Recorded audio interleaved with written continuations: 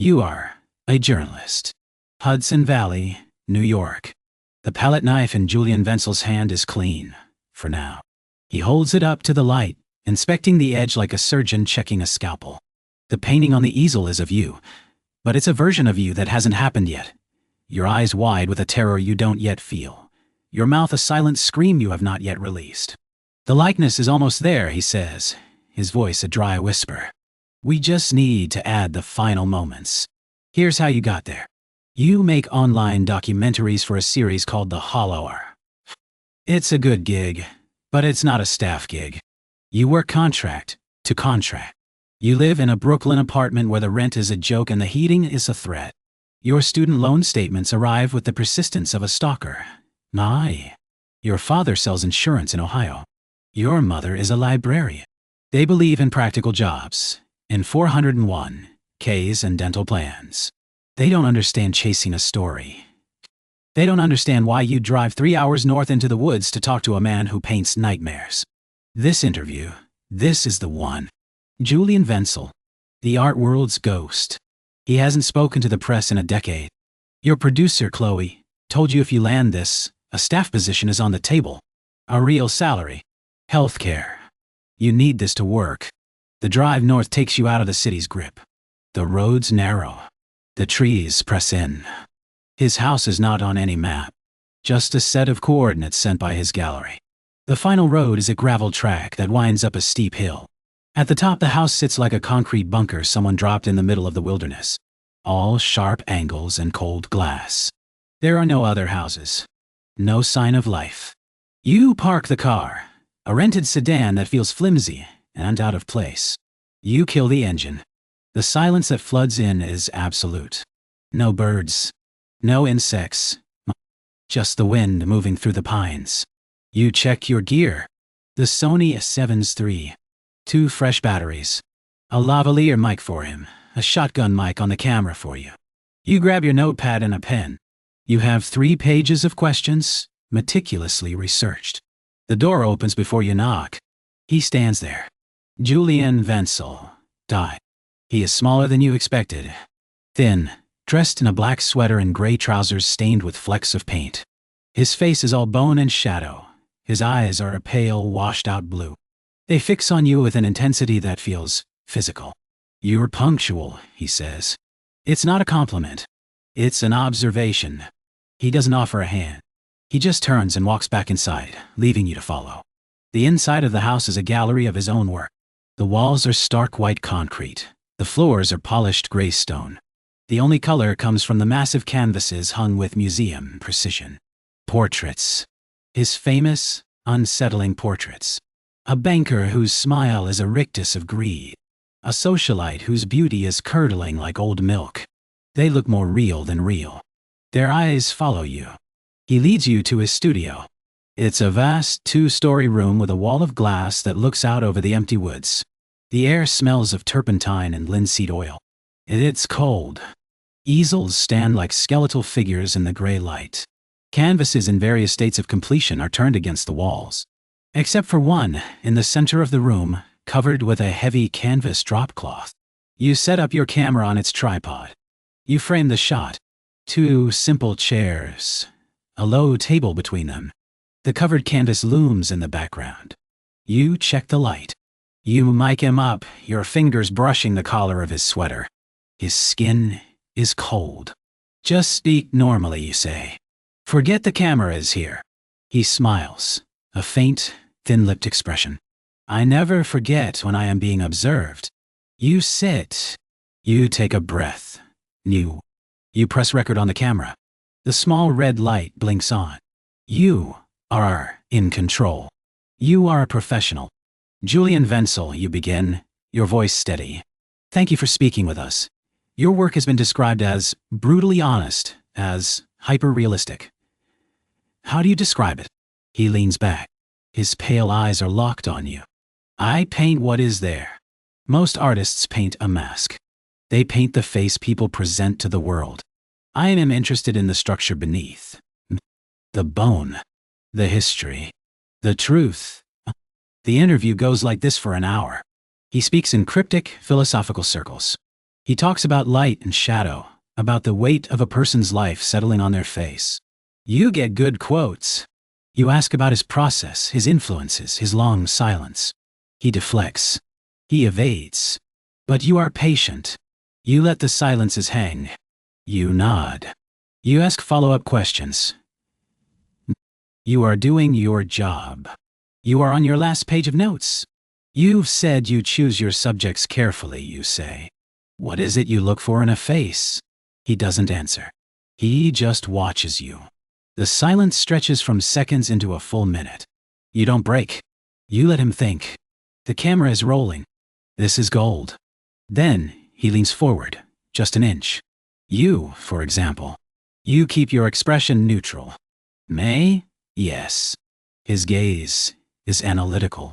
Dissecting. You hold your body with a practiced stillness, but you are not still. There is a tremor in your left hand. Very slight. You try to hide it by gripping your pen, but it's there. A low-frequency vibration. Nerves, yes, but also caffeine. 2 cups of coffee this morning, black dye. 1 cheap, from a bodega near your apartment. The other from a gas station on the Taconic State Parkway. You look at your hand. It is gripping the pen. You did get coffee at both of those places. You open your mouth to ask how he knew, but he keeps going. You sit straight, a journalist's posture, attentive, but you favor your right side. There's a tension in your left shoulder, a knot of muscle just below the clavicle. It's from the weight of your camera bag. You've carried it on that shoulder for years. It has sculpted you. He is not looking at your shoulder. He is looking at your face. You shift in your chair. The movement feels loud in the silent room. This is your process, you say, trying to steer the interview back. Seeing the details. I don't see details, he corrects. I see facts. The faint shadow under your eyes is not just from a lack of sleep. It's a specific kind of exhaustion. The kind that comes from constant, low-grade financial anxiety. You check your bank account 3 times a day, even when you know nothing has changed. The air in your lungs feels thick. Your professional smile is frozen on your face. This is part of the act. The performance of the reclusive genius. You just have to keep the camera rolling. The way you purse your lips after you ask a question, he continues, his voice soft, intimate. It's a habit you learned from your mother, a gesture of quiet disapproval. You do it when you feel you are not being taken seriously. You consciously relax your mouth. He notices. He smiles again, that same thin, bloodless smile. And there are other things, the things that are not on the surface. His eyes drift to the side of your head. There is a small white scar behind your left ear, hidden by your hair. From a fall. You were 7. You were on a swing set at a park in your hometown. You tried to jump off at the highest point. You thought you could fly. The pen in your hand is slick with sweat. No one knows that story. The scar is invisible. You have never written about it. It is not on your social media. It does not exist in any public record. You can't speak. The questions on your notepad seem ridiculous, meaningless. He is the one conducting the interview now. How? The word comes out as a croak. You clear your throat. How could you know that? Know it? He cocks his head. I don't know it. I see it. It's part of the composition, like the fine lines around your eyes from squinting at a screen, or the barely visible chip on your right incisor from chewing on a pen when you're trying to write. The past is never past. It is a layer of paint. We are all unfinished portraits of our own histories. He stands up. The movement is sudden. You flinch. Come, he says. Let me show you. He walks toward the large, covered canvas in the center of the room. You don't move.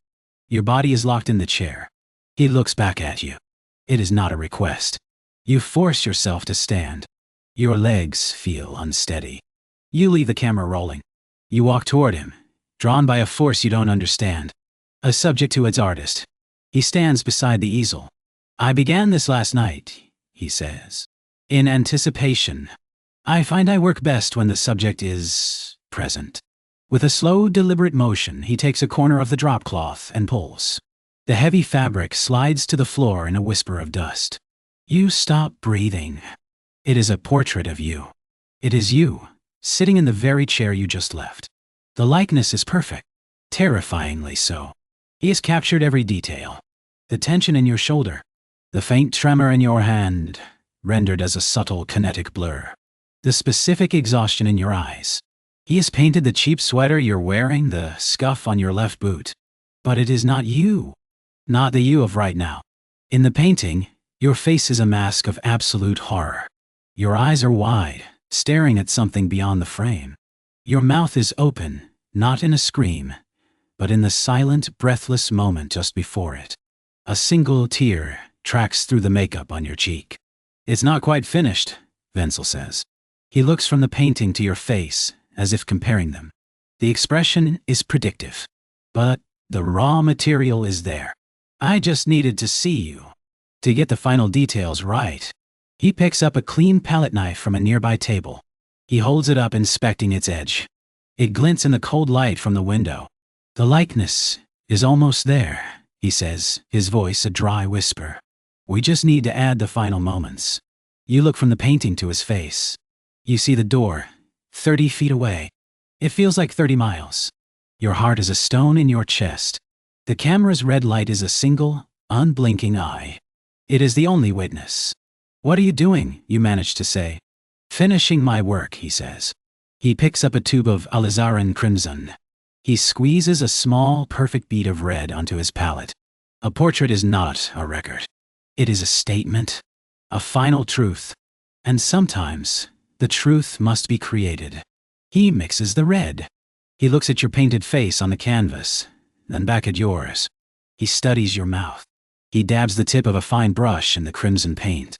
Let's start here, he says. He touches the brush to the lip of the portrait. A tiny, perfect stroke of red. In your own mouth you taste blood. You raise a hand to your lips. Your fingers come away wet and red. You look at him, your mind finally breaking, the last wall of your professionalism crumbling into dust. He is not painting what he sees. He is painting what will be. You are not the journalist anymore. You are the subject. The interview is over. Yes, Julian Vencel. The sitting has just begun. He dips the brush again. He looks at your eyes, then at the eyes in the portrait. He looks at the single, painted tear. And now, he says, his voice soft with artistic concentration, for the emotion. Your camera continues to record as your legs give out. The last thing it sees is the ceiling of the sky.